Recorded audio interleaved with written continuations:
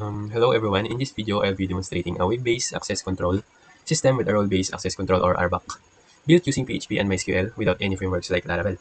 This system allows different types of users like admin, user, and guests to have a specific access permission. So let's get started. So I already uploaded this or hosted this system through Infinity Free, and then this is the legacy.wazi.com. So you just copy this one, no English.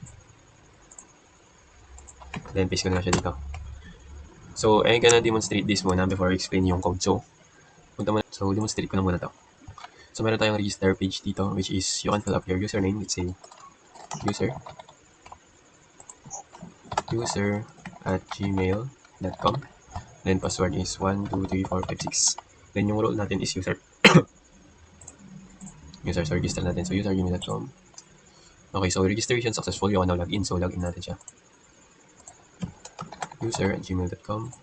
Password 123456. Okay, so as you can see, yung user natin is nakalagin siya or na-redirect siya sa dashboard ng user, which is this one, plain lang siya. So, pagka nag-logout tayo, redirect tayo sa index or sa login, then gawa tayo ng user ng ang role ay admin. So, let's say admin, and then yung email admin at gmail.com. Password 123456. Then yung role, let's say admin, then register natin. So, registration successful, yung login. So, login natin. Admin at gmail.com. Then password 123456. So as you can see, okay. Refresh lang natin to. So meron tayong 12 to 20 na users dito. So ito yung last na, or ito yung dalawang last na ginawa natin, which is yung user and then si admin. So yung role ni user is user, and then yung role ni admin is admin. And then yung timestamp, si user number 19 kanina, which is nag-login is user, then nag-logout din lang siya. Then ngayon yung nilogin natin si admin, yung user ID niya number 20, so ito yung timestamp niya, yung login. Then yung timestamp naman natin is ito. And then yung IP address, which is this one. So kung makikita nyo, pare-parehas lahat ng IP address. It is because isang laptop lang yung gamit ko, which is this one. So yung IP address 136.158.122.165. So dito naman si admin, makakapag-manage siya ng user. Pwede siyang mag-add, edit, and delete. So bali yung ginawa ko sa edit, yung parang role na lang yung pwede niyang i-edit. For example, this one, yung role na lang. Kasi parang privilege na ni users kung ano yung i-edit, yung siya na mismo yung mag-edit ng username at email niya kasi information niya yun. So bali yung edit na lang ni admin is yung role. And then pwede rin tayo mag-delete dito as an admin, then delete natin. So yun, wala na siya. Ulit si number 14, delete natin. Yan. So pag nawala yung pag nawala si ID number 14 or si user number 14, nawawala natin siya dito sa may activity log. So pag nilog out natin si admin, and then gagawa tayo ng guest account. Yes. Then yes at gmail.com. Password 123456. Yes. So lagyan natin. So email already registered. Please use another one. So yes 02 at gmail.com. Password 123456. Role guest. Then so nakapag-register tayo ng guest natin. So lagyan natin siya. So guest gmail.com din, password 123456, then login. Okay, so nasa guest dashboard na tayo. So show ko lang yung mga most important files na ginawa ko dito. So punta tayo sa file manager.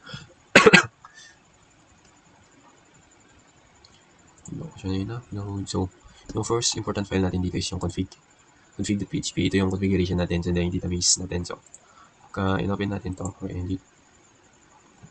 Okay, so meron tayo ditong ito na yung naging hostname natin since gamit natin si Infinity Free. Then yung username natin, then yung password, and then yung database natin. Supposed to be access control lang siya, pero since in-upload natin siya sa Infinity Free, nadagdag na to automatically. So kinapin na lang natin, then nilagay natin dito. Okay, then next one is the register.php. Ito.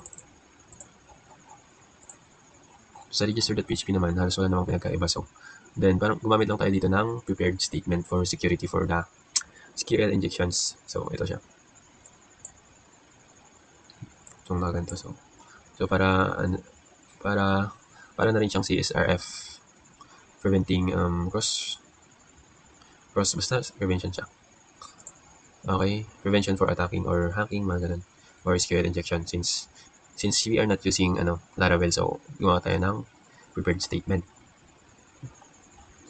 Okay, so yun. Some validations. The next one is the login.php. So, bali, riname ko si login dito. Ginawa ko siyang index para siya yung pinakaunang puntahan ni browser. Since na-host ko na siya. So, ito naman si index.php. So, parang wala nang nagkaiba. Gumawa tayo ng preferred statement dito. Parang CSRF na rin. Ayun. So, login form naman dito with some styles. So, close natin. And then, ito yung one of the most important. Si dashboard.php. Si dashboard naman, parang dito na-directs yung mga users natin. Pero, magdi-display some of the features is magdi-display depende sa rule. So, if yung rule, kunwari example dito, saan yung ginawa ko dito? So, dito, example dito, if yung role ng nag-login, di ba lahat ng users na redirect dito? Pero, depende sa rule. So, if yung role ng user na nag-login is admin, and then, he is, parang makikita na itong features na to, or yung feature na to, which is the table of CRUDs and the activity log select here. So, dito yung table ng CRUDs, which is username, role, actions. So, nandito rin yung mga model, which is, can perform the CRUD, or add, edit, delete. And then, also here, under din siya ng condition na if yung user is admin, magpapakita to. Close natin. And then, meron din tayo ditong logout for secure logout itself. So, dito siya. Siya yung button. Mariredirect siya dito sa may login or sa may index. So, why did I say it's secure? Because, ano yun dito? Gawa tayo dito ng session where ilalag out niya manually yung user or remove niya yung ng user doon. And then, minamark din niya as logout. So, mapupunta siya sa activity logs as the user logouts.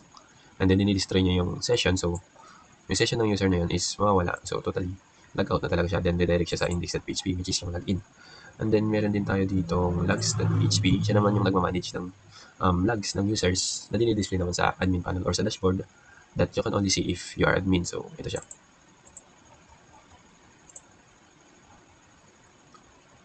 So, dapat yung role mo lang is admin, else access denied.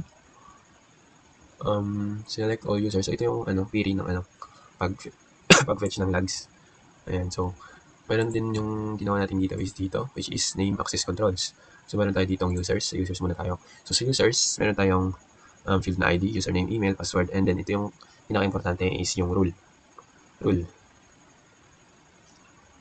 Depende sa rule mo kung anong dashboard ka mapupunta after logging in or registering. So, meron din tayong timestamp when it was created. Okay, tapos meron pang activity logs. So, yung activity logs. So, yung action dito is login. Yung fields dito is action, IP address, and timestamp. Then, meron tayong user ID reference from the users or foreign key galing sa users. So, si 19, nag-login siya ng 2025-03, 2022, 22, 19, basta tong time na to. And then, yung IP address, yan. So, yun lang. And